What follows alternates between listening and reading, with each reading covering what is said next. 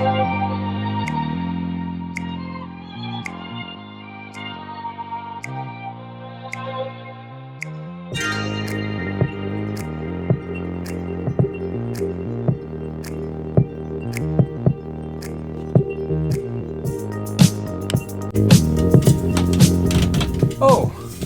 hello.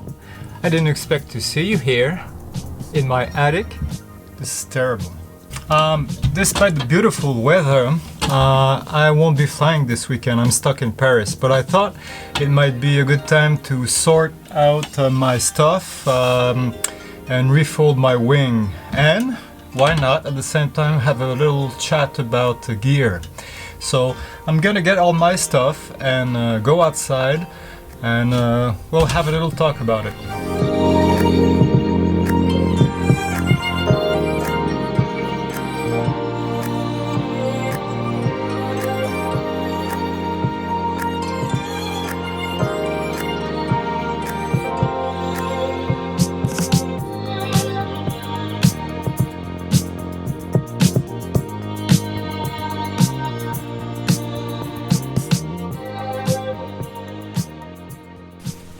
Okay, so let's have a bit of gear talk. Again, guys, remember that I'm a beginner pilot. I have about 40 flights, so what I'm going to show you today isn't going to impress a lot of people, but that's not the point. I thought that the little experience I gained so far is of some value, and maybe will be of some use to some of you guys also.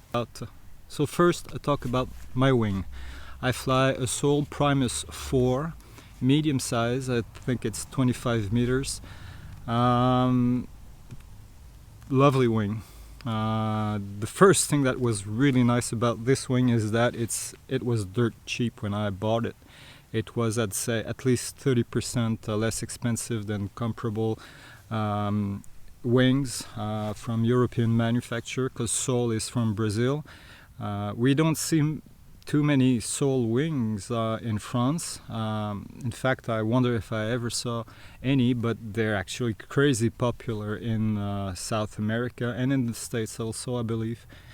But it's a beautiful wing. It's of course an A rated wing. It's a school wing basically. It's super safe. Immense passive security on it. The ears, the big ears, are so easy to do. They're stable. When you let go of the split A's, which I'm going to show you, they open right away. Never had a problem with big ears, and I do them on almost every flight.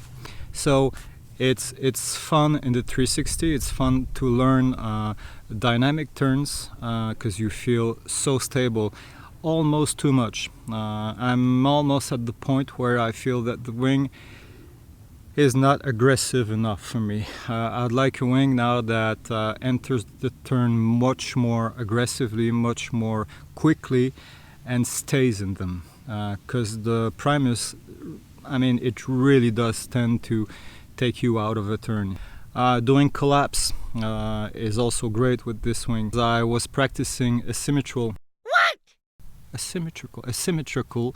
collapse. It caused at least a 40% collapse on the right side, and it barely turned. It's crazy. I remember Erwan, my instructor, telling me, don't resist, let yourself fall on the side of the collapse, experience what it feels like. I was trying, I was just never falling on this side because the wing just kept flying. It's crazy. So it's a really, really safe wing. A bit sluggish in shallow turns, but if you really ask it to go and turn, like for 360s for example, it will do so. Dynamic turns also. I haven't done wingovers yet, but my guess is that it would perform pretty well. As for my harness now, I use a Nivyuk Hammock 2 harness. It's considered a progression harness. Lovely harness, real comfortable. It has a big back pocket which allows you to store all your stuff. Nice pockets on the side, a speed system. It has good back protection, foam protection. There are a few minuses associated with it though. One, I find it crazy heavy. It might be normal for a harness of this type, but it really is a harness that you'll use when you have motorized way of getting up the hill. Forget hike and fly with this harness. It's way too heavy and cumbersome. It did have some issues with a few breaks that happened, really early in my use of it. For example, the footrest. That little plastic thing that's in the footrest, it broke through the fabric of the footrest after, I don't know, 4 hours, 5 hours of flying max. Those 5 hours are comprised of 40 flights, so there was a bit of much more handling of the harness than an advanced pilot would do, but still I think that's pretty early to have a break of this sort. Another little issue is the fact that the fabric that covers the seat tends to curl up, but that's not really a big thing. So it's a good harness, but clearly for my next harness I'll be looking for something that's super light, that's cocoon type. I know that's maybe a bit early to be talking about cocoon, but a nice thing about the hammock is that you can really recline it and get a good feel of what it feels like to fly cocoon, and I happen to love it. I love for helmet, I use the Icaro Transalt model. I love it. I chose it because it's super light. It's really open, so I can really hear the wind very well. It's not very hot, despite it doesn't have any ventilation, but I never feel really hot in it. I love it. It's just perfect for me. Around 50% of the time now, when I fly, I use a cockpit. I don't use it all the time, especially when I need to concentrate or try new stuff. I don't want to have to concentrate on anything else than the flight itself. Other than that, I do use the cockpit, in which I carry, of course, that little Chinese radio, which was dirt cheap. I don't even know what brand it is, but anyway, that's all I need for now. Eventually, when I start to do cross-country, I might get some powerful Motorola, but for now I really don't need it.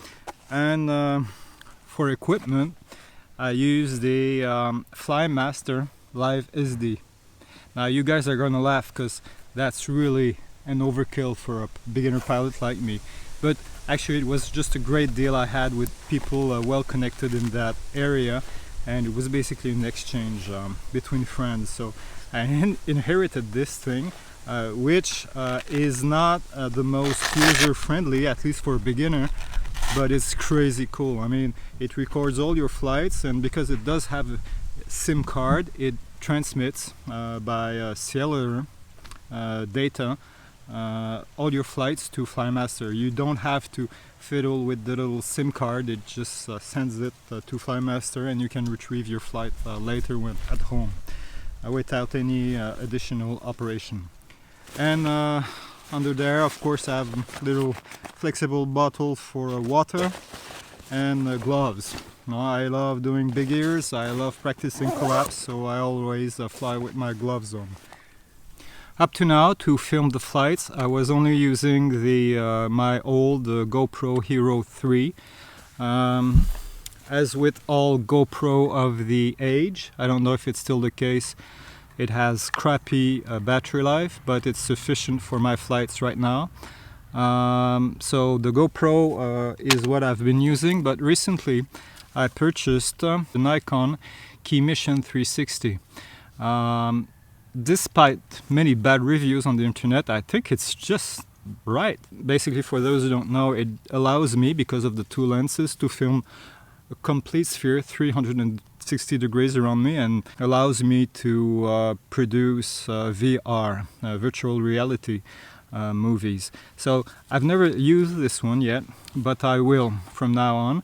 What I think I'll do, because the bad thing about 360's cameras, and it's not specific to the Nikon, is that although it is 4K, that resolution is actually distributed on the whole 360 degree sphere around you. So what it means is that for that portion which you'll select, the resolution is actually much less than what it is with the GoPro. So what I think I'll be doing is that I'll keep the GoPro on my helmet, and the key mission I'll put on my cockpit.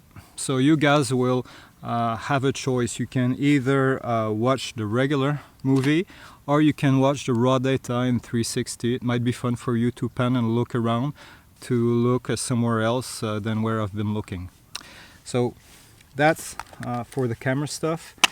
And apart from that, I usually carry a little bag in my cockpit or in the back pocket of the harness, which little first aid stuff, batteries, and a bit of a repair kit, and my makeup. So what's coming gear-wise for me in the future? I'm really looking or hoping to be able to replace or buy an additional wing in 100 flights or so. The wing I'm looking at right now and I'm really interested in is the Tequila 5 by Skywalk.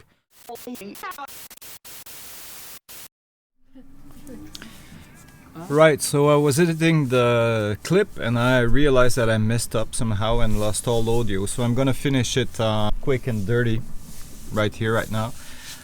What I was saying is that eventually, if I'm to replace my wing, I would aim for something like the Skywalk Tequila 5, which is an entry-level B-wing. I think it corresponds perfectly to what I'll be looking for at that time. Harness-wise, I'll clearly go for a cocoon. Very lightweight, so probably again, if you look at Skywalk, I would go for their X-Alp series. I'm really putting an emphasis on weight because eventually what I want to do flying is not really long distance flying, but rather vol bivouac, hike and fly, and going on trips with my wing. So it will of course require very lightweight equipment and the ability to carry food and some shelter. So that's it for my gear. That's it for where I hope to be going with it, and I hope it has been of some interest and use for you. If so, do like this video, subscribe to the channel. It helps tremendously in bringing good stuff your way, and I'll see you very soon. Ciao guys.